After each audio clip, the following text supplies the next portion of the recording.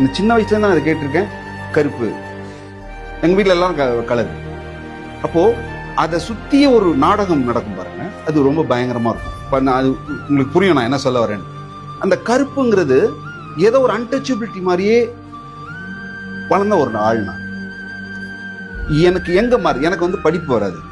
நான் வந்து 10வது தான் படித்தேன்.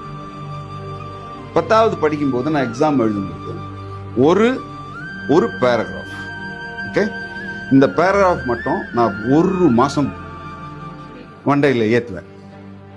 அங்கே போய் உட்காந்தோன்னா அது ஒன்றுமே வரும். இதுக்கும் கனெக்ஷனா